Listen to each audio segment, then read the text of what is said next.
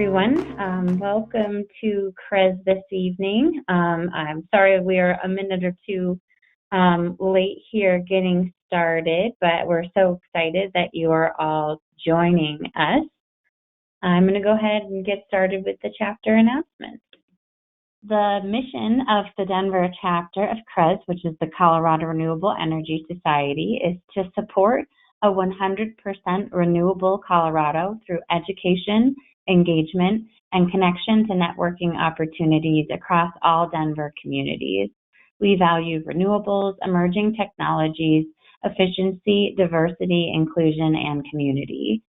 We are a statewide nonpartisan nonprofit with 5 chapters throughout the state of Colorado, and we're so happy you joined us here at the Denver chapter this evening.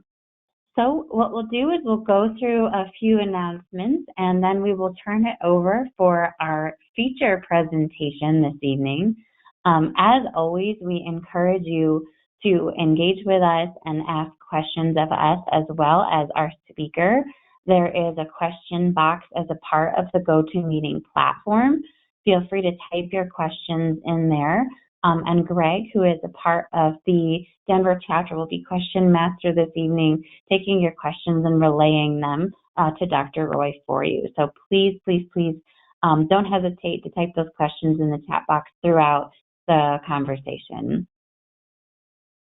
We also encourage you to become a member of CRES. You can learn more about CRES and also how to become a member at our website, www.cres-energy.org. And we also encourage you to share your feedback because we want to hear it. We've had now almost 2 years of virtual meetings where we have not had the opportunity to see you face to face. And because of that, we feel a little disconnected. So please send us your feedback to mdcres@cres-energy.org, whether it's about how these virtual presentations are going, future speakers that you'd like to hear, future topics that you'd like to hear about, or if you just want to get more involved and learn how to volunteer with us. We also appreciate anything that you can do to donate to support the Colorado Renewable Energy Society. You can do so online at our website. You can Venmo us at MDCRES.com, or sorry, just at MDCRES, or you can change your charity of choice when you buy on Amazon Smile. This year is the 25th anniversary of CRES, so we are offering 25% off annual membership to encourage you to make the transition to the cause if you have not already done so. And the promo code to do that is CRES25 when you check out on our website. And I know you are all used to a policy update. Our policy liaison could not join this evening, but gave me some talking points that CRES is actively negotiating in settlement talks with Excel for the electric resource plan. And that's the primary update on the policy front right now. But Johnny will be back to give you a policy update in December. So if you come to that meeting on the 16th, we will happily give you a more in-depth policy update then. But don't worry, you will get your fill of policy conversations tonight as we will be engaging with Dr. Nikki Roy about what passing the infrastructure bill means for Biden's climate agenda. And I'm very, very excited to have Dr. Roy with us tonight. Because of some technical issues, we will only have his audio instead of his video, but there's so much to discuss that I'm sure it will be very, very engaging nonetheless. And like I said, please utilize that question box. I will keep this slide up on the screen so you have something to look at. But I will hide my video so that I do not detract from the conversation at hand. And without further ado, I will pass things over to you, Dr. Roy. Thank you so much for being here with us this evening.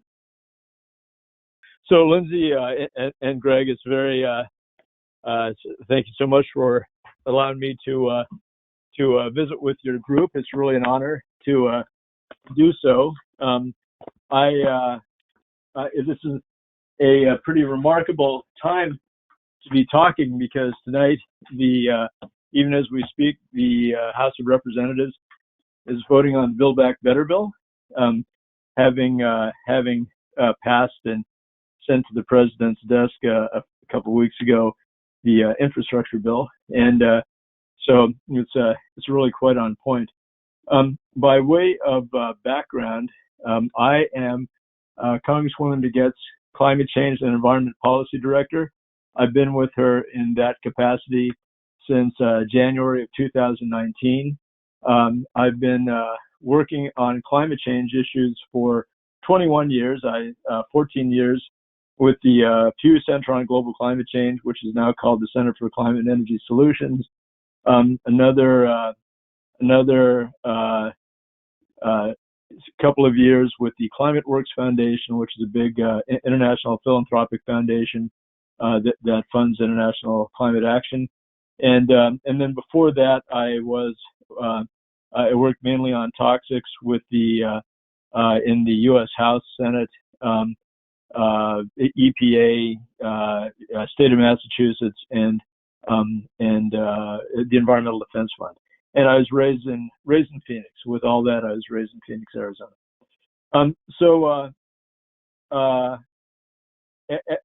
Let's see. As you're saying, this is there are Congress is working on some very big legislation.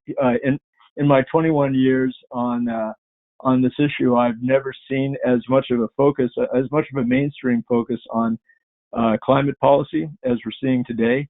I think a lot of this is for some very sad reasons, and that's that we're seeing, climate change is now not something that's happening in the future.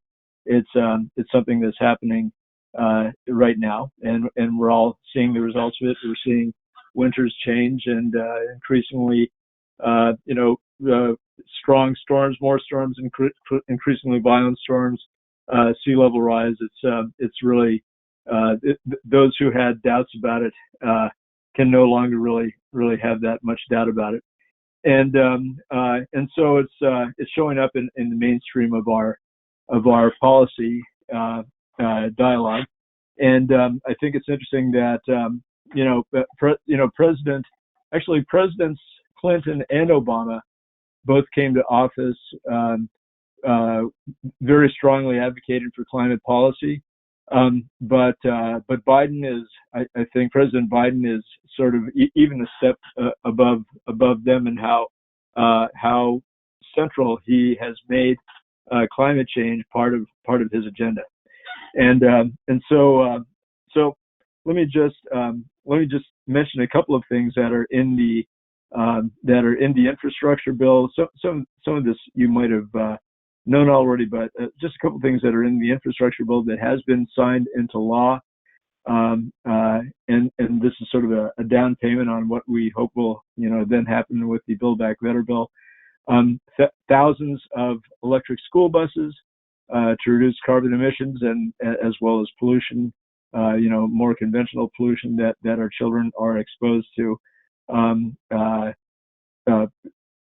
Charging stations for and other infrastructure for electric vehicles, various and other reclaiming abandoned mine lands, which can have all kinds of legacy pollution as well as methane emissions, electric grid resilience, rail transit. So in huge dollar figures. The climate bill, the Build Back Better bill that is being voted on tonight, is going to have some, again, many billions of dollars in tax incentives for various clean energy technologies, investments in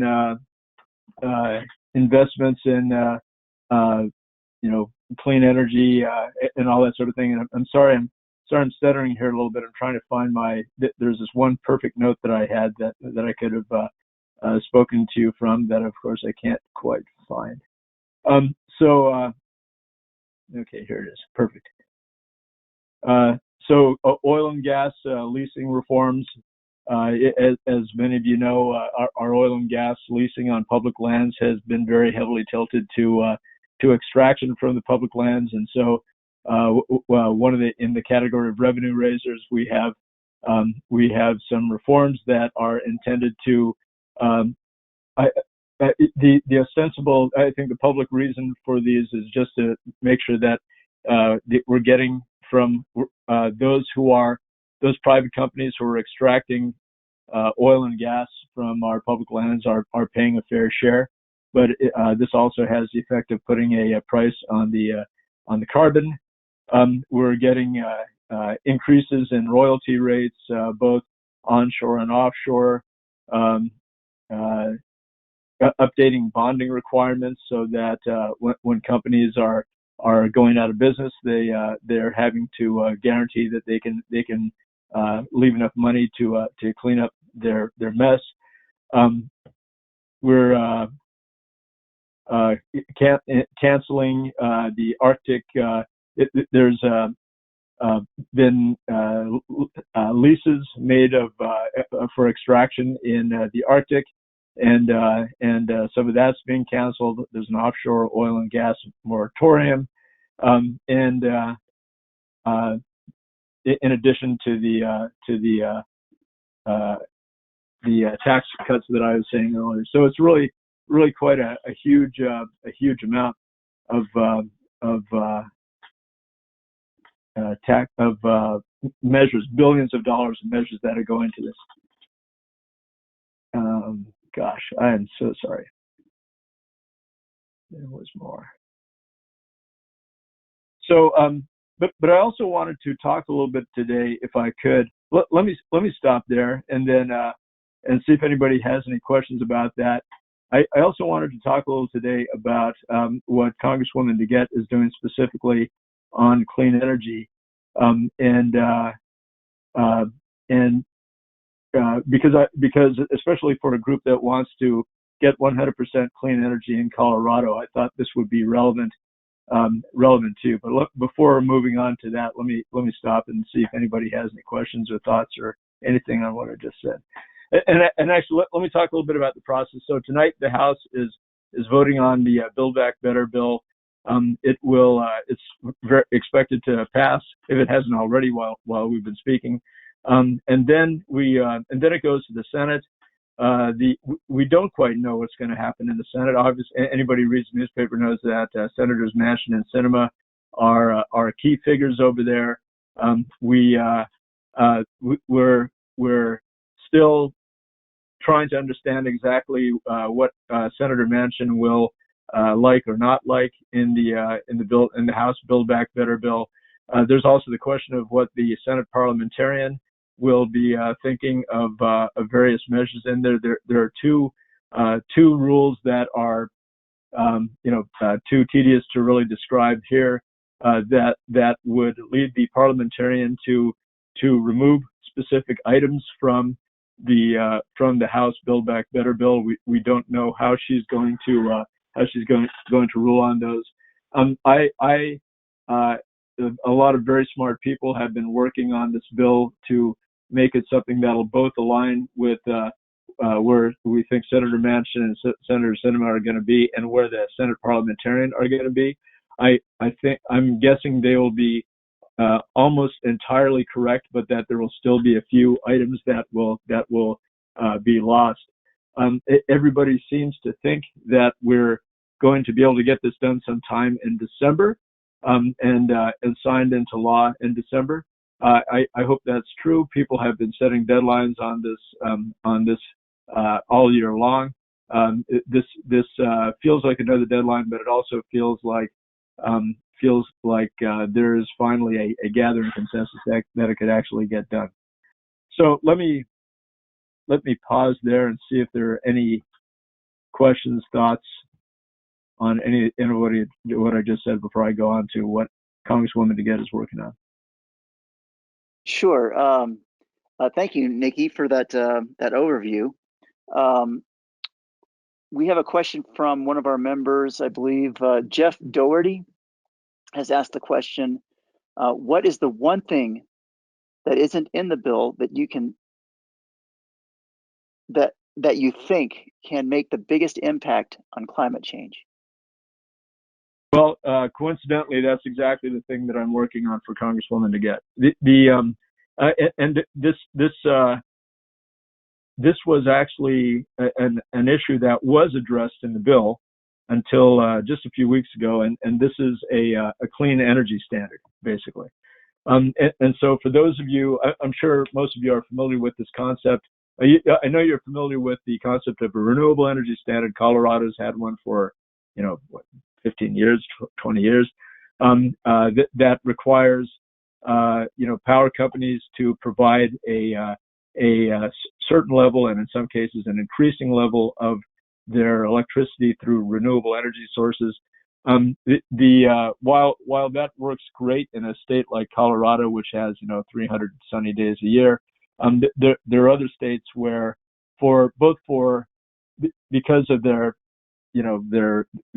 solar resources, their wind resources, geothermal resources, and because the politics of those states, they like to include other zero-emitting electricity sources, nuclear, what have you, and they have defined what their policies not as renewable energy standards, but as clean energy standards. And the idea of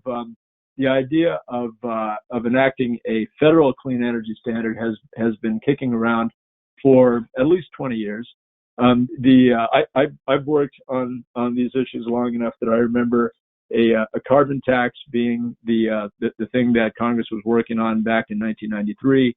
Cap and trade from 2001 to 2010. That was actually 10 years of my life working on cap and trade. But today it's really a clean energy standard. The notion, and when we say clean energy standard, or renewable energy standard, we're typically talking not about all energy. Obviously, we're talking about electricity, and they should really be called renewable, energy for electricity, clean electricity standard. As I'm sure you know, zero emitting electricity is foundational to anything that we would do to fight climate change.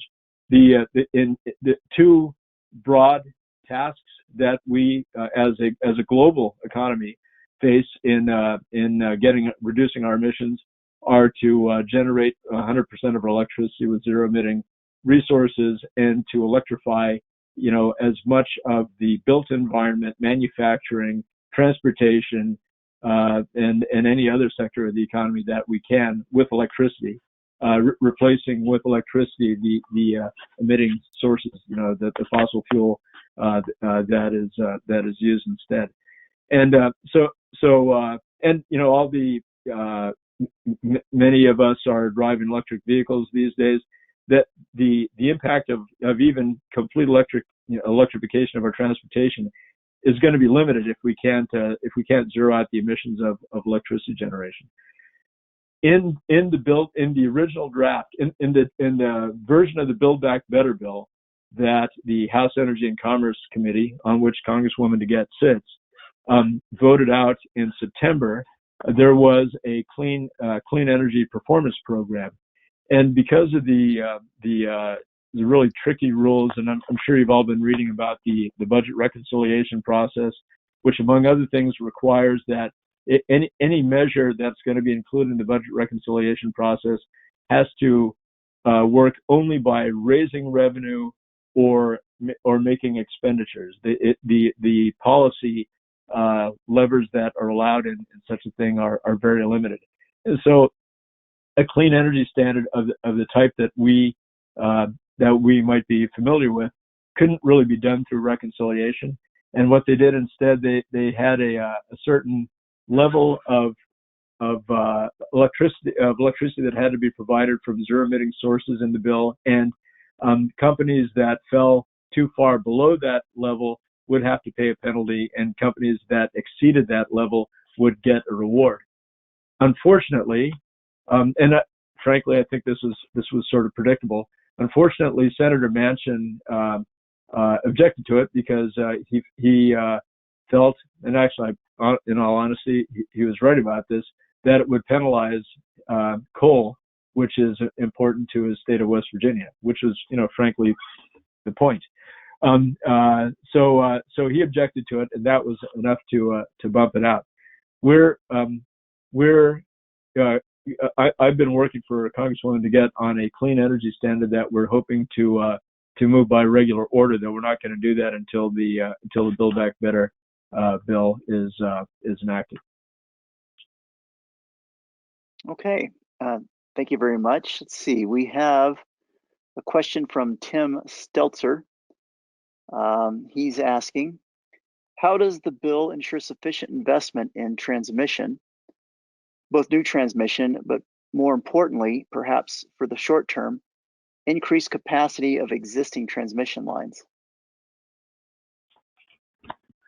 There's a bill. Let's see. There's lots of money for new transmission. I'm not sure, and I do apologize. I'm not sure exactly how it increases capacity of existing transmission lines. I know there's just huge amounts of money that are made available for it.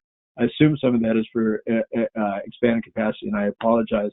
I don't know the specific answer to that question. Okay. Let's see. I guess I have a question about, I know that there was some appropriations for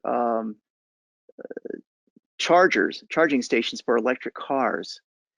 Are there, do you happen to know if these charging stations will be the equivalent of a supercharger or a level 2 type charger? In other words, with the superchargers that the Tesla network has deployed, you can charge up a car, depending on how much you need, in 20 to 40 minutes while you're on a road trip.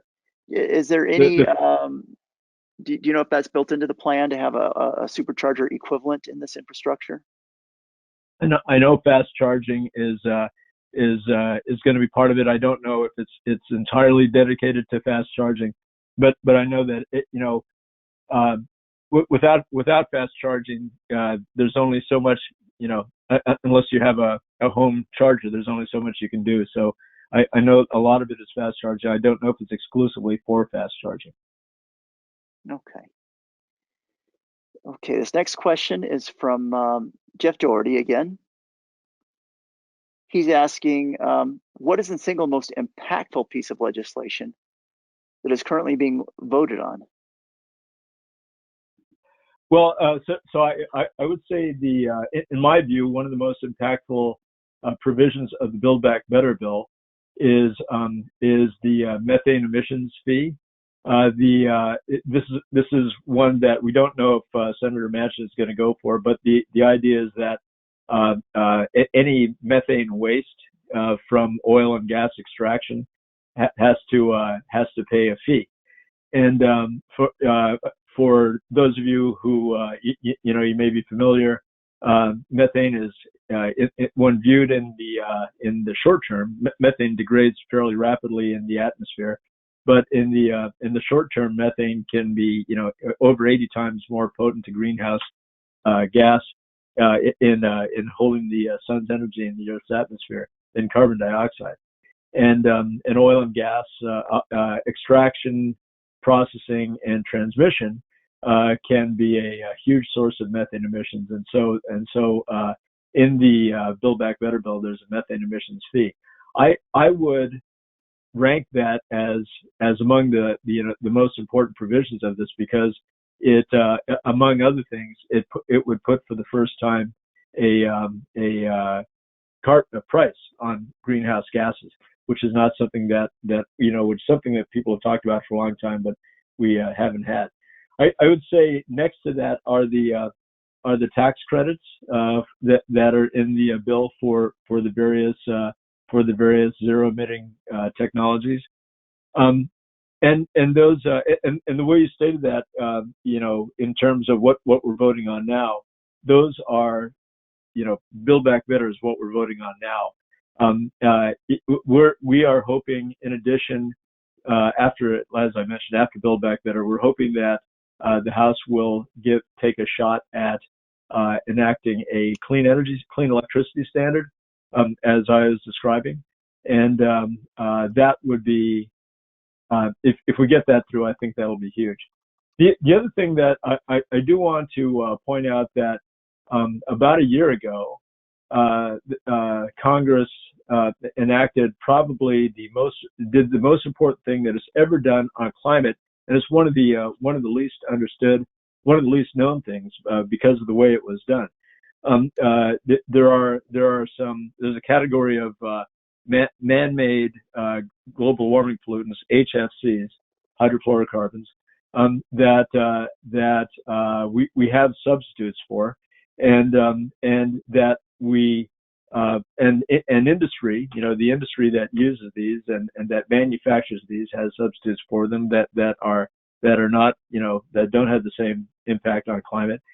And so we managed to enact a phase out of HFCs in the U.S. economy as part of the omnibus appropriations bill that was enacted by Congress last December.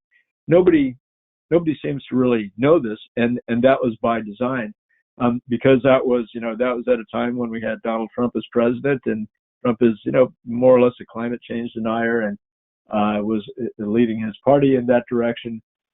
In order to get this thing enacted into law, people couldn't talk about its climate benefits and couldn't talk about the measure much itself, but it was huge. We phased out a major global warming pollutant, arguably the most important thing that Congress has done to date, ranking, in my view, right up there with some of the individual measures in Build Back Better. And yet it was covered in the Washington Post on page A6 of the day that it was enacted, and never before and never after. Okay, thank you very much. I guess if this is an answerable question, I would wonder if there is any movement among the more conservative aspects of the government, of our legislators, of the Republicans and so on, in terms of taking climate change more seriously, as a threat, as a risk that our country is facing. Is there any serious attention being turned toward that at this time, or is their attention more focused on the next round of elections, and then they may perhaps want to deal with it? Is there any immediate attention being paid to that, to the climate issues? So, yes. Well, I would say then yes to both your questions. Is there immediate attention being paid to climate and clean energy? The answer is yes. Is it being done largely in the service of the next election? And the answer to that is yes as well. And let me just say a little bit about this. So in both the House and the Senate, there are groups of Republicans who've come together and who are aware and with varying levels of sincerity, and honestly, I think this goes from people who are very serious about doing something about climate change. In this category, in the House, I'd say one of the leaders of this is there's a congressman from Utah named John Curtis, who has become sort of the go-to, Republican on a lot of climate issues, because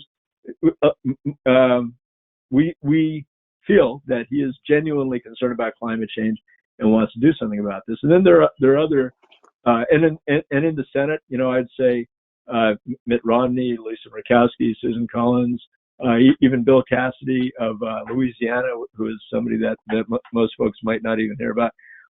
My impression is that these are members of Congress who are, they're Republicans, they're conservative, they're genuinely concerned about climate change. But then there are others who are talking about climate change, who I honestly, my sense is that they're doing it not so much out of a genuine concern, but because they see it's an issue. They have a constituency that they care about, that is concerned about it. Polling shows that a lot of people in the suburbs, especially women in the suburbs, are concerned about climate change, and that young conservatives are concerned about climate change, and these are two constituencies that Republican members of Congress want to win over. And so in both the House and the Senate, you have these conservative climate caucuses that have developed platforms for how to address climate change. There are, and they're quite different. They're quite different platforms. The ones that the House Republicans have come up with from the Senate, what the Senate Republicans have come up with. There are useful ideas in both platforms. There are, to me, problematic ideas in both. But to me, the most and I think it's great that they're offering some ideas. I think there are two real unfortunate aspects of this. One is that that in both caucuses, both the House and the Senate Republican caucuses, they've adopted the mantra of no mandates, no regulations, no taxes. And we can talk about why this is, but in my view, and I think in the view of most people, you have to have some kind of forcing mechanism to really drive climate policy forward as quickly as it needs to go. And with no mandates, no regulations, no taxes, you don't get that. So I think that's being done purely for politics.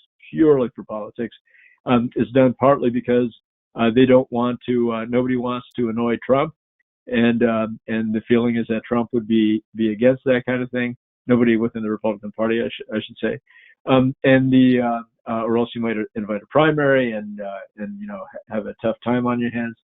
But then the second thing that I think is really unfortunate about these platforms is that they tend to be stated as in fierce opposition to the Democratic approach, and they're being used as they're not being. It's not saying, hey, look, here's climate change. We need to do something about it. We need to get more clean energy. They're not saying that alone. They're saying, you Democrats, you're socialists, bankrupting the economy, all that kind of thing. Our approach is better. Maybe we're in an era of hyperpartisanship, so maybe that's as good as we can expect. I am grateful that they're in the debate at all. I look forward to trying getting them past that. Let me take us just a little bit deeper into where I think the opportunities might be to getting them past that. So our northern neighbor, Wyoming, Governor Mark Gordon of Wyoming has said that he wants to take the state to net zero greenhouse gas emissions, which is remarkable. I mean, he's a conservative Republican. Wyoming is a very conservative state. And it's a very coal-heavy state. And what Gordon is saying is that he wants to take Wyoming to net zero using carbon capture and storage and nuclear energy. There's obviously a lot of wind, all over this part of the country, but to replace the coal jobs or to retain the coal jobs that are very important to a state like Wyoming.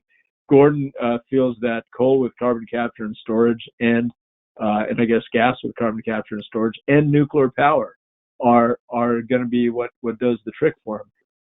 I think, I got to tell you, I think it's remarkable that any Republican governor is saying we need to do net zero, no matter how it is. North Dakota's Governor Bergen, very similar, has made a net zero, a net zero goal for the state of North Dakota. Again, a very heavy fossil energy state.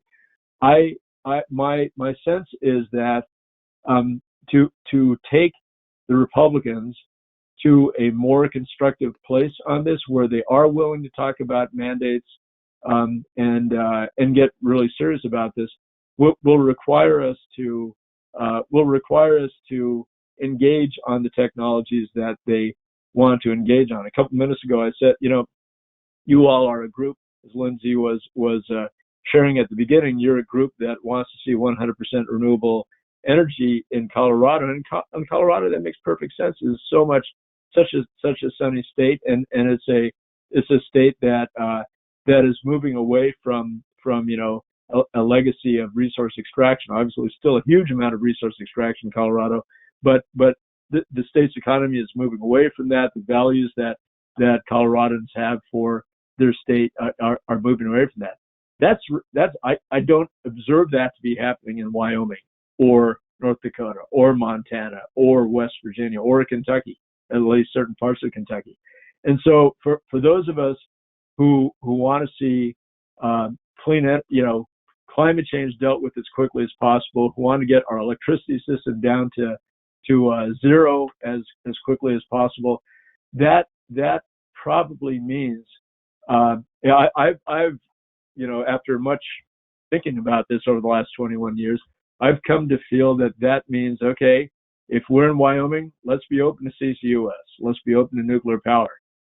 We love to do it all with renewable energy, but we're in a state where they want to do it another way. Okay, darn it. Can we do this in a way that there are no emissions? Can we do it even if it's not renewable energy? Okay, let's do it that way. So that's all a long way of saying there's some indications that whether out of sincere concern or over climate change or just sort of very pragmatic, here's how we win elections, there's some indication that they're starting to engage on the climate issue. I think to take them a little bit further, we're going to have to go a little bit deeper into their territory. But I think it actually can be done in a way. Ultimately, I think it can be done in a way that gets us to zero emission, as quickly as we possibly can. Okay. Thank you. Let's see. This next question comes from Don Dolcinos, and Lindsay, if we may need to unmute Don for clarification on this question. I'll go ahead and read it here, but there's a term I don't know what it is, and maybe Dr. Roy knows. Don asks, "What's the status of the Build Back Better?" Build. Just that makes that you say that, it seems so obvious. Yeah. All right. Thank you. What's the status of the federal EV tax credit in infrastructure and in Build Back Better? Let's see. I believe it is in Build Back Better, and will it survive in the Senate? It's not. I should say anybody who is prognosticating about what's going to come out of the Senate and Build Back Better is doing it is prognosticating out of vapor. The only people who matter are Senator Manchin and Senator Sinema. I think less so on these particular issues. Manchin seems to be driving climate and energy issues. Senator Schumer, the majority leader, and who's ever on point in the Biden administration. This tends to be people in the White House and in the Department of Energy. Those negotiations are incredibly tightly held. There are rumors that come out about them, but as I've seen through the months following these issues, those rumors have been proven wrong more often than not. But that said, I haven't heard that the EV tax credit is a big problem for Manchin. Now, there were people who were saying, well, EV tax credits shouldn't go to really rich people, and a challenge there, of course, is that EVs are kind of expensive, and if we really want to get them going, it's going to be difficult not to make them eligible for people of a certain income level. But that said, I think there's at this point they're in, and we'll see if they'll survive. But if I had to guess, I don't think they're at the top of the kill list for Manchin. I think methane emissions fee, that one is much more endangered.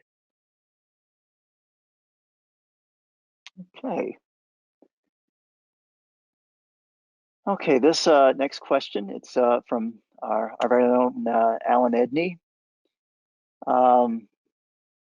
He's asking, did you mention that there was a moratorium put on oil and gas leases? I just recently read that yesterday the U.S. was auctioning off drilling leases in the Gulf of Mexico. This seems to be completely out of step with the climate initiatives of the infrastructure bill and America's position put forward at the recent COP in Glasgow. Could you expand on this? Yeah. So during President Biden's first week, and I'm familiar with both those things. I'm honestly, I don't really understand how the Gulf of Mexico thing went through. But during President Biden's first week in office, he did in fact announce a pause on all new lease sales in public lands and waters, and then a review of the entire federal program. There's and the district court in Louisiana blocked the leasing pause, and the Biden administration has announced that it would hold lease sales on both on and offshore in the coming months. So what the Build Back Better, so it's in play basically. And it's in play because the courts have blocked what President Biden was trying to do, and in the Build Back Better bill, the version that's going through the House would permanently ban new offshore oil and gas leasing along the entire Atlantic and Pacific coast and in the Eastern Gulf, so the part of the Gulf, the part of the Gulf near Florida, which where they're especially sensitive to it over there. But not Louisiana, and because that's for whatever reason, even though there's not a lot of there's no Democratic senators in that part of the world. I guess there are enough Democratic House members that they felt they needed to leave it open to Louisiana. And as far as it being inconsistent, yes, you're right. It is. None of this is going to be. I don't think it's controversial to say that we're a very divided country right now. In my view, one of our political parties is operating in some very critical topics in a non-factual way. Climate change is one of those areas that they're acting in, and that has led us to do foolish things as a country, in my view, on something as obvious as COVID, and as dire, if a little less obvious, as climate change. Okay, thank you. Let's see. This question is from Ryan Baggett. Ryan is asking, isn't the bigger picture for Wyoming residents, getting back to Wyoming, isn't the bigger picture for Wyoming residents job creation to replace the jobs lost to the cancellation of the XL pipeline? XL in Wyoming? So it definitely it's jobs. It's always jobs. In any of these places, it's jobs.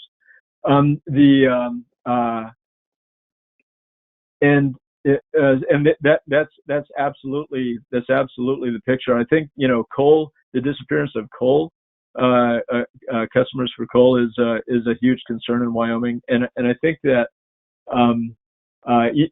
those of us who love renewable energy are excited about the prospect of renewable energy, providing jobs. But in fact, a lot of the renewable energy supply chain is not unionized. A lot of those jobs don't pay quite as well or as stable as some of the coal jobs.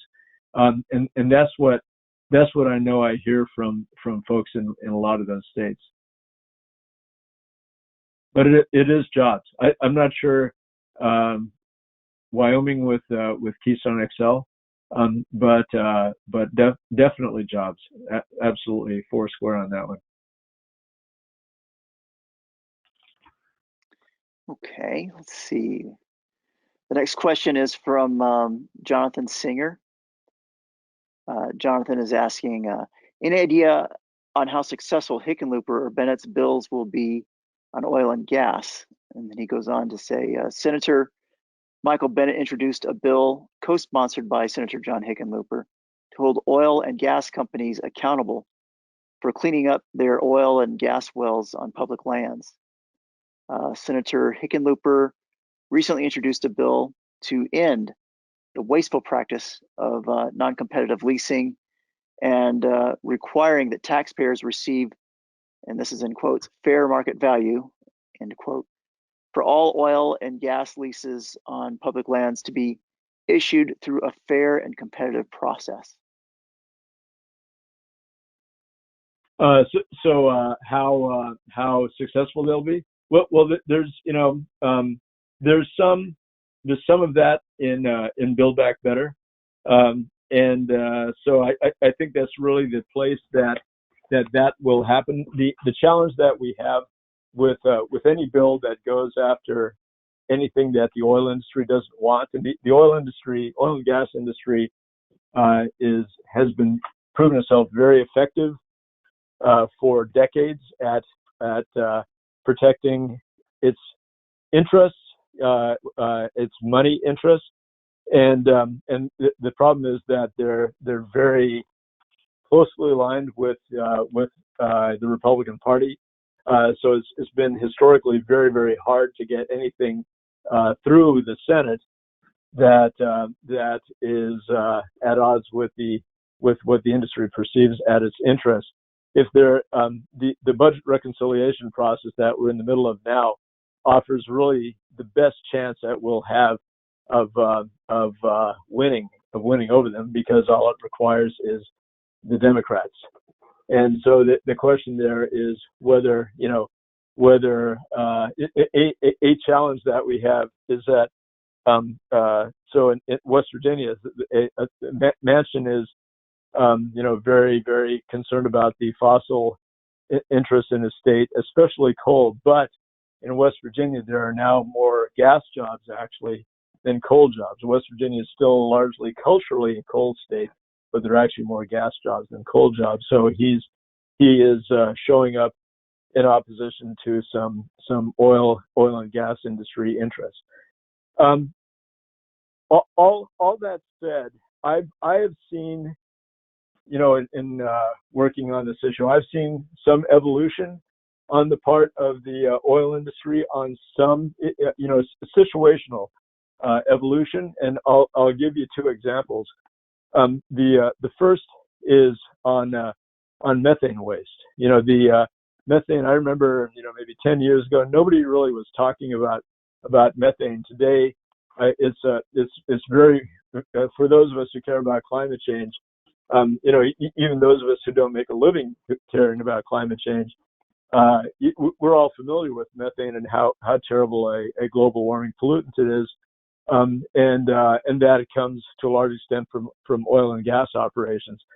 And the oil industry gets that, and is actually they've actually been where 5 years ago they could be counted on to really fight any effort to reduce methane waste. They're not now. So, for example, earlier this year in June, Congresswoman DeGette actually was the lead in the House in the enactment of a bill that rolled back the Trump rollback of the Obama EPA methane regulation. So basically, we got rid of a Trump rollback and allowed EPA to go forward in updating its methane regulations.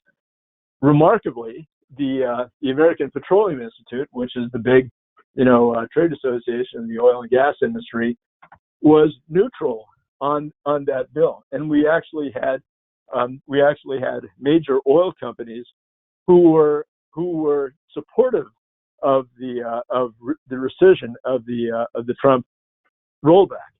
So that's really remarkable. The second example I'll give is carbon tax, and I know there's a lot of a couple months ago, there was an Exxon lobbyist who was secretly recorded, and some of you may have heard about this. An Exxon lobbyist who was secretly recorded. He thought he was talking to a headhunter about getting another job, and in this secret recording, he was talking about how Exxon supports, a carbon tax, but even though they know it'll never get enacted, and that's true, that was being done cynically, but it is actually still the case that when I've talked to Republicans who are annoyed that oil companies have been lobbying for a carbon tax, because for Republicans who have for decades been opposed to taxes, and especially for those who've been in denial about climate change, that really spoiled their messaging. So it required them to shift their messaging, and the three theories that I've heard for why an oil company would actually want a carbon tax, even if they don't think it would be enacted, why they would be comfortable lobbying for one, is because a carbon tax crushes coal in favor of gas, and a lot of these oil companies are more gas companies than they are oil companies these days, and so if they can crush coal in favor of gas, that's a good thing. Second, that they're seeing regulation of carbon emissions worldwide, and a tax is if the regulation comes to them in the form of a tax, it's more easy for them to manage and more easy for them to pass on to their customers. And the third one is that they believe that the demand for oil as a transportation fuel is durable under any foreseeable tax for the next 20 years, which is really their planning horizon for these kinds of things. So that was not the case 20 years ago when I first started working on this, and it's now, I think, the case that every oil company takes a public position in support of a carbon tax. American Petroleum Institute takes a position in support of a carbon tax, even if it's done cynically. It's kind of an interesting evolution. This is all a very long way of saying the abandoned wells, leaving a mess in your extraction. It feels to me that we as a country are waking up to what a sloppy mess a lot of these companies have left of these sites, and that's not. We have seen the oil industry sort of move to address things that the public recognizes and complains about, and so maybe that will get us to a situation where the Bennett Hickenlooper thing that the questioner was asking about could have a better shot of enactment, even outside the context of the budget reconciliation bill.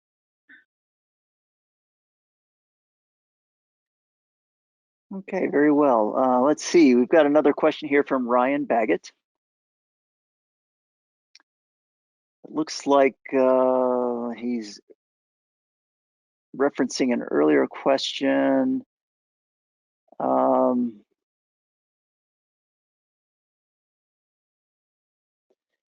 He says, as that is the case, what about building the electric corridor? Groups of 50 to 70 electric vehicle charging stations located on pre-existing parking lots at intervals of 35 to 50 miles apart along interstate highways. I don't know specifically how different areas are planning that, but that's actually already sort of happening in a lot of places, and I expect that it would happen more. For example, I live in Washington D.C. My in-laws live in New Jersey. There are several. There's a handful of major rest stops between here and where my in-laws live, and there are lots of vehicle fast charging stations at those rest stops. It's a model. Now I'll tell you, they seem to be mostly Tesla charging stations. Tesla is the one that's made the major investment in these things, and they're sort of proprietary about it at this point. But I know the other charging companies are looking at that as well.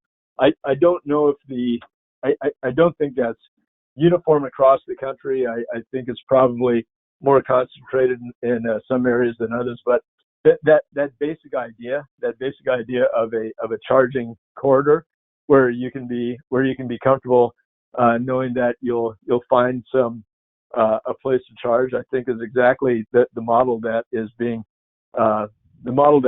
pursued right now in parts of the country, and I assume will be one that you would see in lots of other places, and would be supported by the bills that Congress is in the process of passing. Okay, very well. Let's see. This question comes from Lashita Sayer. Does the infrastructure bill include funding for innovation in infrastructure, things such as green concrete? Green concrete. Now, green concrete is a thing. I do know it's a thing. I'm afraid I'm not familiar with it being in the infrastructure bill. It might be. It's there are lots of elements to that bill, and that is it's a very important issue, but it's such a specialized issue that I have not heard of it specifically. But that doesn't mean it's not in there. These all of these bills the size of you're talking $1 trillion bills, $2 trillion bills. That means that maybe at the level of a few $100 million or a few tens of millions of dollars, there might be funding for whether it's research and development or even funding for deployment of things like green concrete. I'm not familiar with it, but it could very well be.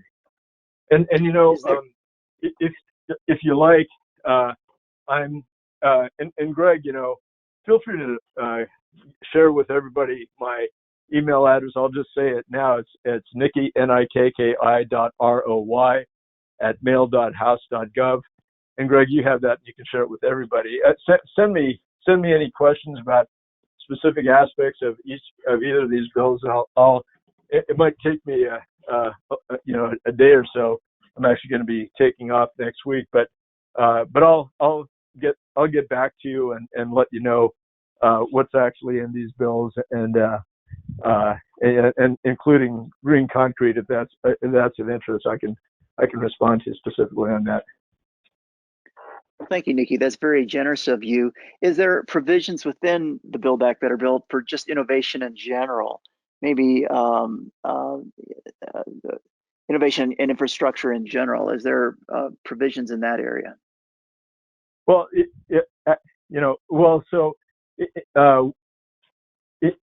infrastructure is a much expanded term. So the bipartisan infrastructure bill that was signed into law, I guess last week, was it only last week? Fairly recently, had what we classically think of as infrastructure. People have at varying times called Build Back Better an infrastructure bill as well.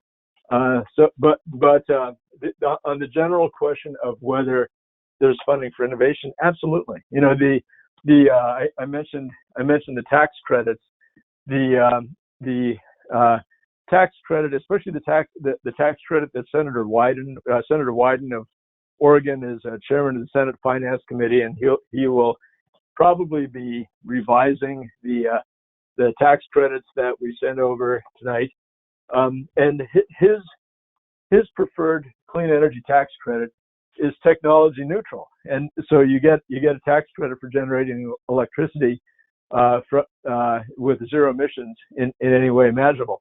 That is a huge subsidy for innovation. So yes, there's absolutely, especially when it is expressed in the form of here's some money for X performance, as opposed to here's some money for this specific technology. That kind of thing is it's a tremendous recipe for innovation. Okay. We have a couple more questions here. It looks like, looks like 3 more questions. This one is from Larissa Fleming. Larissa is asking, can you speak about how the bill will influence nationwide transit?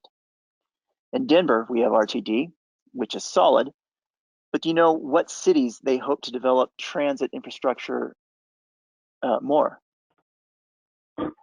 I know there's a lot of money in the bill that was signed into law last week for transit.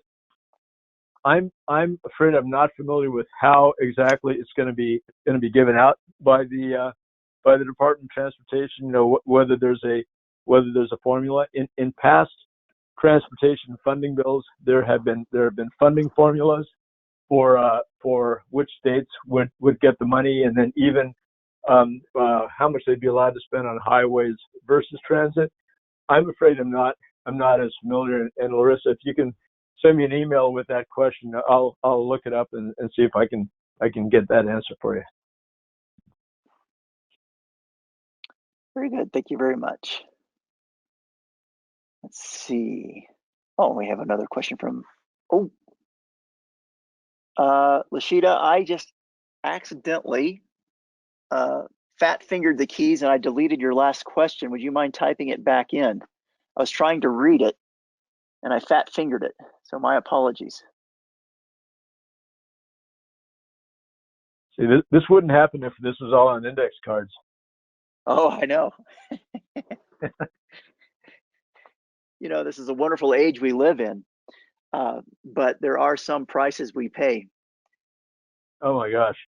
Well, you know, the fact is, it would have been hard for me to visit with you if we weren't doing it remotely. So at least we're able to do this kind of, but even with the bumps, we can. They give us multiple options. Yep. While we're waiting for any more questions to come through, Dr. Roy, is there anything that, I know you've been very comprehensive and gracious in answering questions from the group this evening, but is there anything you wanted to share with us about Biden's plans or DeGette's plans that you did not get to? I know we've covered a lot, but want to give you the opportunity to add anything else if there is anything that you haven't shared yet. Well, that's very kind of you. Let me share 3 items that are environmental priorities for Congresswoman DeGette. And I've touched on a couple of these, but let me just go a little bit more in depth. So she's been probably the lead in the House on methane waste elimination, and so at this point, largely due to what we were able to do earlier in the summer, which was get rid of the Trump rollback. It's in EPA's court, and EPA is charging for. They proposed a pretty ambitious set of methane, regulations for oil and gas, including for existing wells for the first time ever.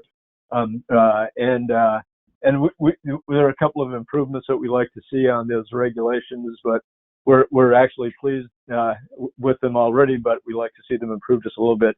And so that's one area that we're focusing on. The second area we're focusing on environmental justice. I think if many of you I think are in the Denver area, and as you know, in our district, we have a couple of neighborhoods, Global and Elyria Swansea, in North Denver, that are really classic environmental justice communities.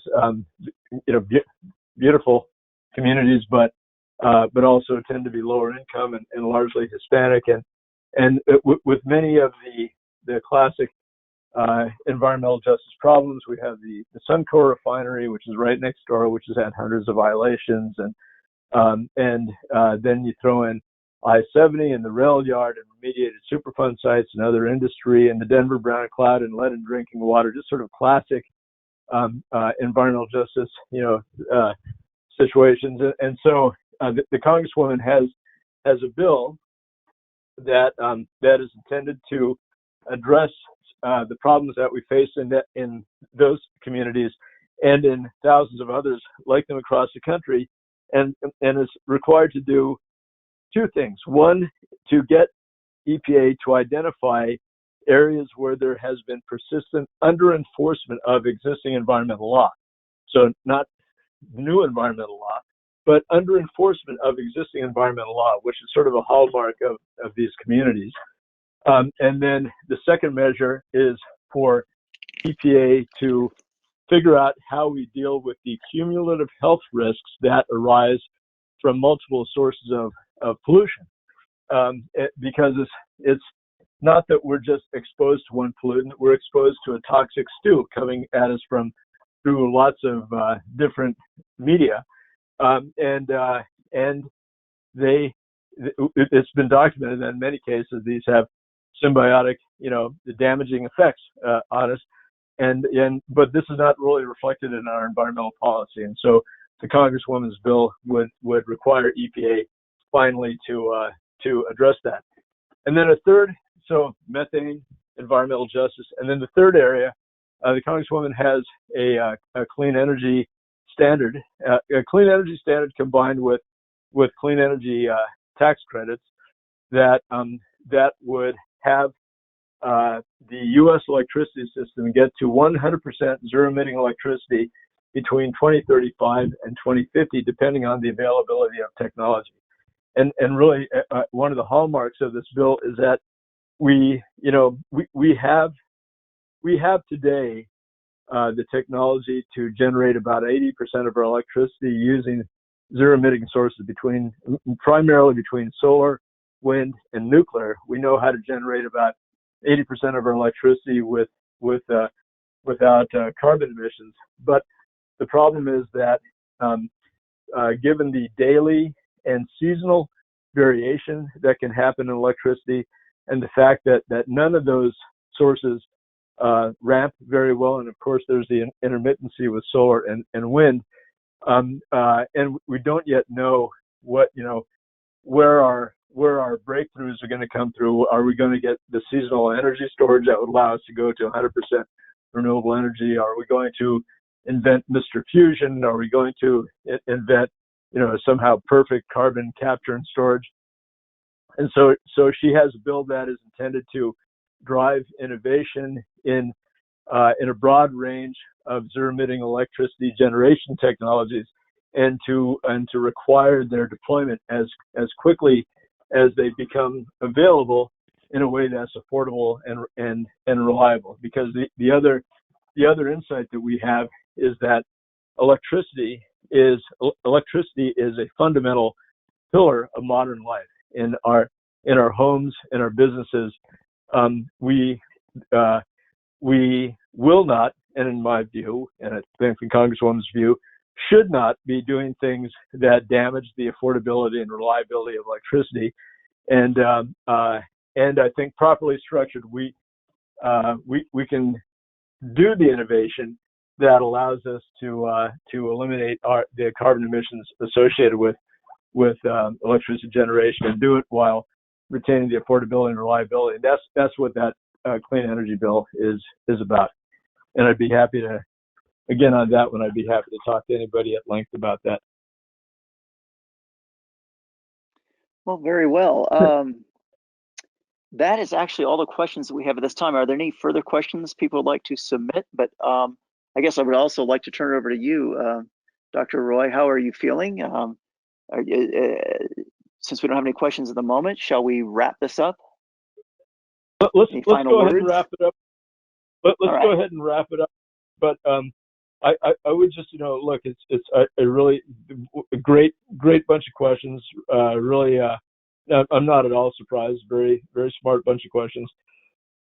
lots of which I couldn't answer in detail. Please send them to me. Again, my email address is nikki.roy@mail.house.gov. And if you miss that, Greg or Lindsay can give you the address, and I'll be happy to respond.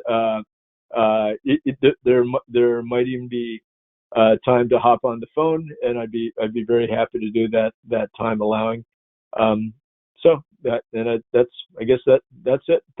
Again, very, very honored for this opportunity. Well, that's very generous of you. I Thank appreciate you. your availability. Yes. Yeah, Absolutely. thank you very much, Dr. Roy. It was wonderful to learn so much from you this evening, and I'm sure most of us on the line are going to be keeping our fingers crossed that as little gets cut as possible so we can continue to work to combat climate change and improve our economy and infrastructure and all that. So thank you so much again for your time and including being generous about offering more time to those who might have questions. And I'm sorry again about the technical issues, but we're so glad that you could join us. And I know I learned a lot. And to our attendees, thank you very much for joining us this evening. And I hope we'll see you back in December. Great. Bye now. Bye. Take care. Thank you. Good night.